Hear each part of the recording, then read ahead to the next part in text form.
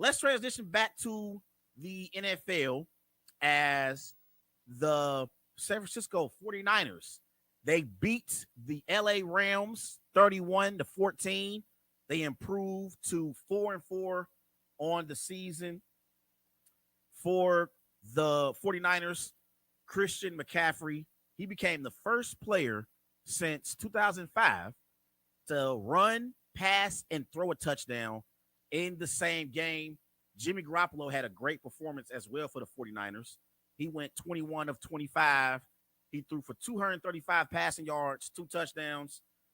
For the Rams, Matthew Stafford, he had a very pedestrian performance. He went 22 of 33. He threw for 187 passing yards, 1 touchdown.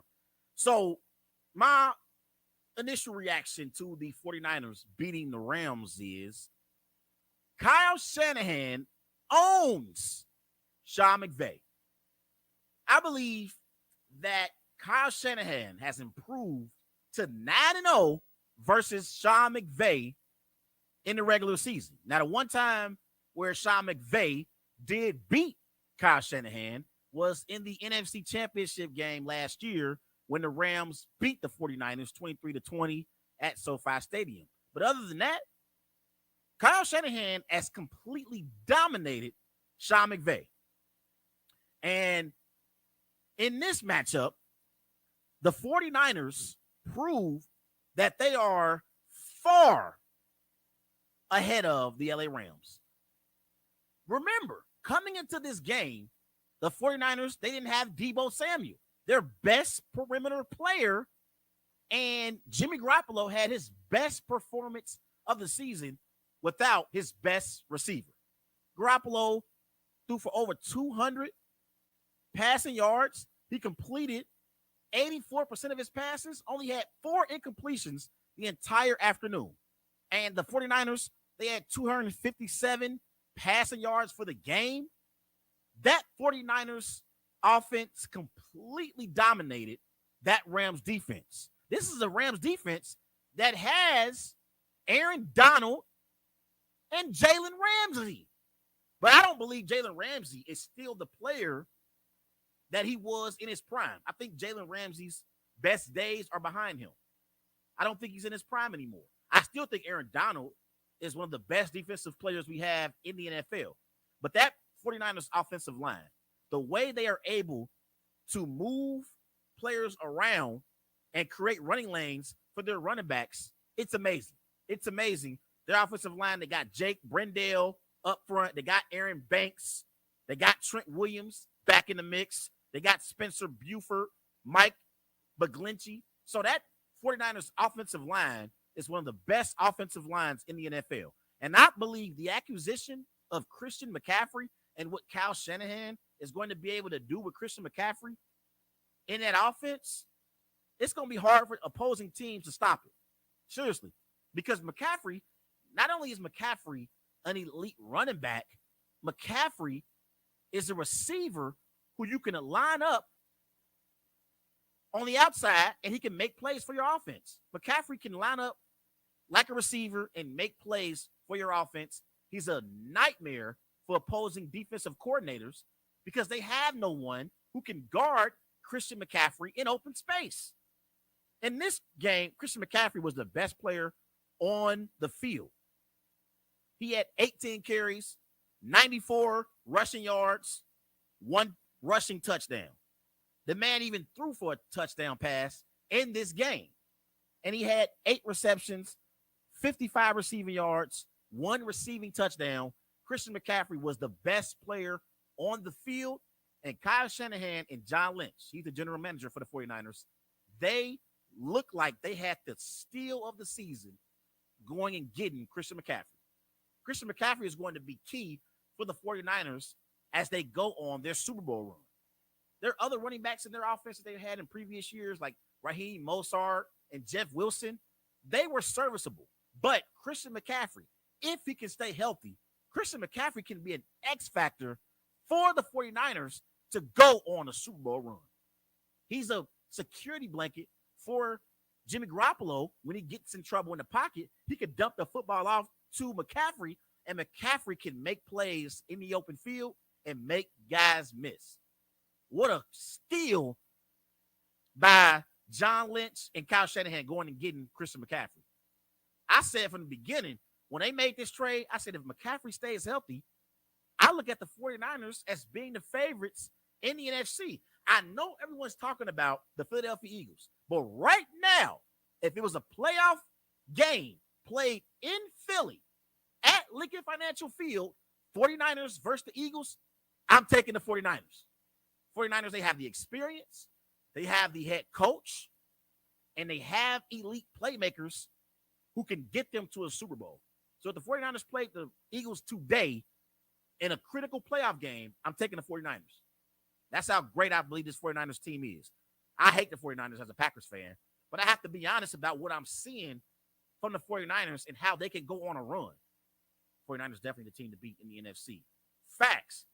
I think they're the team to beat in the NFC. One Leg. That's my guy. My brother, man. Shout out to One Leg, man. Thanks for the support, bro. But yeah, the 49ers definitely the team to beat in the NFC. They got the experience. They got the quarterback. They got the perimeter players in Deebo Samuel, in Christian McCaffrey, in Brandon Ayuk. They got George Kittle at tight end. George Kittle is still a top 3 tight end in the NFL. The only question about the 49ers is whether or not Jimmy G is going to mess it up. That's the only question about the 49ers.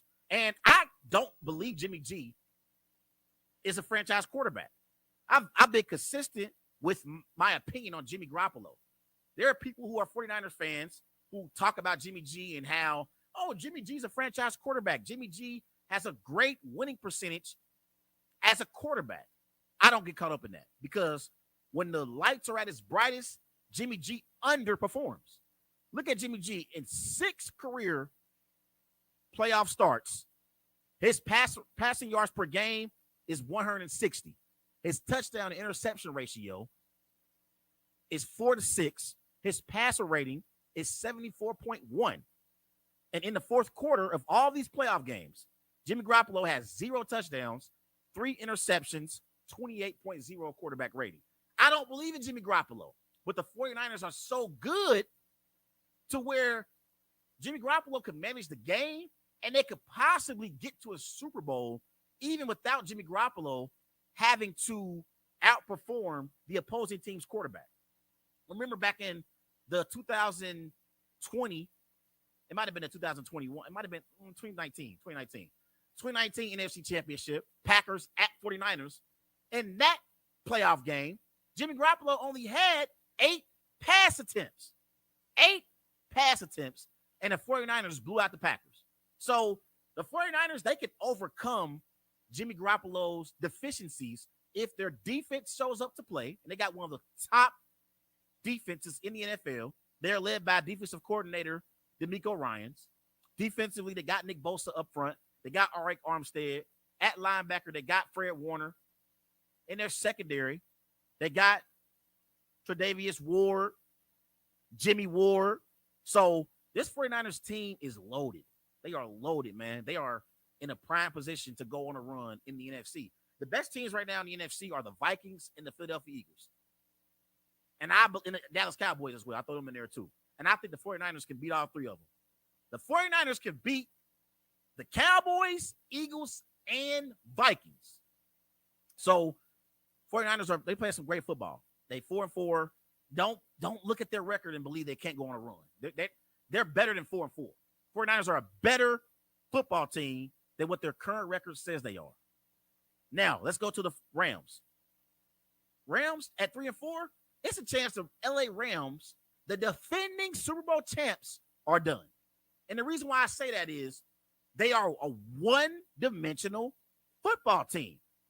In this game, the Rams didn't even have 60 yards rushing. They had 56 yards rushing for the game. They put the entire game in the hands of Matthew Stafford.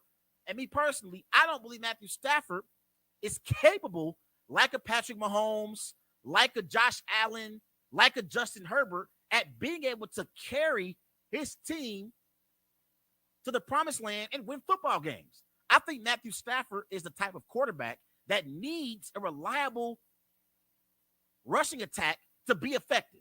And he doesn't have that on this LA Rams team. Their leading running back in this game was Ronnie Rivers. Ronnie Rivers, he had 8 carries for 21 rushing yards. Darrell Henderson had 4 carries for 16 rushing yards. The Rams have no rushing attack to speak of. They are a one-dimensional football team. And even in their strength as a team that passes the football, they're one-dimensional in that as well. They only throw the ball to Cooper Kupp. Cooper Kupp's the only receiver who they target. Cooper Kupp in this matchup had 12 targets. He ended up with 8 receptions, 79 receiving yards, 1 touchdown. Cooper Kupp is a top 5 receiver in the NFL. But the problem is, if you don't want to be predictable, you have to get the football to your other weapons in Allen Robinson, in Tyler Higbee, in Skowronek, and be an unpredictable offense and spread the wealth. They always rely on Cooper Kupp to bail them out. At some point, you're going to be predictable. And when you're playing against great teams like the 49ers, your offense will be awful on that particular day. That's the biggest issue with the Rams right now. They have no rushing attack to speak of, and Matthew Stafford isn't good enough to carry them to be able to win football games. Sean McVay, he got to figure this out. McVay getting all this money. He's a guru at offensive football. He did win a Super Bowl last year. I would expect the Rams to be better offensively under Sean McVay than what they have been this season so far. It has been a disaster for the LA Rams. And I know last year they went and made some moves in free agency. Maybe that's what they're going to have to do again this season. They're going to have to go make some moves in free agency. This team should be begging Odell Beckham to come back and resign in LA because he might be a necessity at this point. I thought last year when the Rams went and signed Odell, it was a luxury to have Odell Beckham with Jefferson, with Cooper Kupp in that offense. Now, it might be a necessity for the LA Rams. They need to go and try and re-sign Odell Beckham and pray he can come back to being the version that he was last season. Just pray. But I don't believe in this Rams team whatsoever. And you look at their schedule the rest of the way. This week, they're at Tampa. That's a game that can go either way. That's an elimination game. Whichever team loses that game between the Buccaneers and the Rams in week 9, that team will be eliminated from playoff contention. Not officially, but realistically, they will be eliminated from playoff contention. So they're at Bucs week 9. They're home against the Cardinals in week 10. That's a game the Rams can possibly win. Home against the Saints.